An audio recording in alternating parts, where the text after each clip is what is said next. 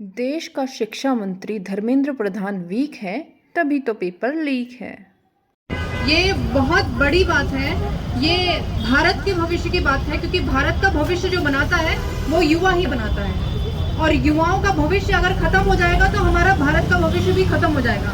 और आप ये मत सोचिए कि सिर्फ भविष्य का, अगर नीट के पेपर लीक होते रहे और डॉक्टर्स फिर कैसे बनेंगे? ऐसे डॉक्टर्स आपका इलाज करेंगे जो पता नहीं आपको पीलिया होगा और आपको निमोनिया का इलाज कर देंगे, फिर आप खत्म हो जाएंगे। तो ये जो अभी पेपर लीक हो रहे हैं, चाहे वो यूपीएससी का पेपर लीक हो, चाहे वो नीट का पेपर लीक हो, चाहे वो सीबीएसई का आंसर शीट जो है उसका गलत चेकिंग हो, तो ये बता रहे हैं। आप देखिएगा, हमारे प्रधानमंत्री, जो प्रधानमंत्री नहीं है प्रचार मंत्री है, नरेंद्र मोदी, वो अनपढ़ है। वो सब अनपढ़ी लोग भर रहा है सब जगह, हर कोई अनपढ़ है। आज तुम कह रहे वायुसेना जो है वो नीट की निगरानी करेगी, वो पेपर लीक नहीं होने देगी। अरे भाई, अगर वायुसेना नीट की निगरानी करेगी, तुम जमीन पे रहने वाले तो निगरानी कर नहीं पा रहे हो, वो वायुसेना ऊपर से उतनी दूर से वो निगरानी कर देगी। तो ये जो इनका अनपढ़ों का दिमाग है ना सारा, धर्मेंद्र प्रधान जो है वो खुद भी अनपढ़ है, ऐसा शिक्षा मंत्री है। कहते हैं ना कि अनपढ़ों को राज दे दिया, यथा राजा तथा प्रजा। जब अनपढ़ शासन करेगा, अंधेर नगरी होती है ना, चौपट राजा होता है, वैसे ही वो अनपढ़ है तो सबको अनपढ़ रखेगा। क्योंकि अगर हम अनपढ़ नहीं रहेंगे तो हम सवाल नहीं उठाएंगे। आज हम सब यहाँ पे सवाल उठा रहे हैं क्योंकि हम पढ़े लिखे हैं, हम संविधान जानते हैं, हम अपने अधिकार जानते हैं। लेकिन कल को अगर हम अनपढ़ हो जाएंगे तो हम कुछ नहीं जानेंगे। अभी कोई बोल रहे थे कि वो मोदी के बच्चे नहीं है इसलिए उसको दुख नहीं हो रहा। अरे उसकी तो बीवी भी है, उसको बीवी का दुख होता है क्या? उसको किसी का दुख नहीं होता, उसको सिर्फ एक ही इंसान को दुख होता है, वो है अडानी, और उसको किसी का दुख नहीं होता।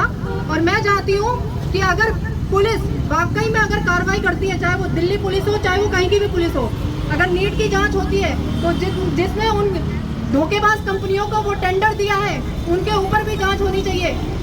केवल ऐसा नहीं कि नीट का पेपर लीक, बिल्कुल यूपीएससी की तरह मत करना, हाकम सिंह को गिरफ्तार कर दिया, फिर हाकम सिंह आजकल बाहर घूम रहा है। ये नहीं होना चाहिए। अगर अपराधी जो है उसको सजा मिलनी चाहिए, और अगर उसको नहीं मिलती सजा तो फिर जनता को उठना पड़ेगा आगे आके कि भाई सबकी शिकायत सब जगह होगी, फिर कोई नहीं बचेगा। शिकायतें तो करनी पड़ेगी इन लोगों की, क्योंकि हम संविधान को मरते हुए नहीं देख सकते। आज ये देश तानाशाही में है, काले अंग्रेज इस देश पर राज कर रहे हैं जिनको संविधान का सा भी नहीं पता। तो अगर हमें इस देश को बचाना, अपने युवाओं को बचाना है, महिलाओं को बचाना है, तो हम रुक नहीं सकते। और जितने भी कम लोग अभी यहाँ पे हैं, मैं आप सबको बोलना चाहूंगी कि ये मत सोचो कम लोग हैं ज्यादा लोग हैं, आवाज एक भी हो तो उठनी चाहिए।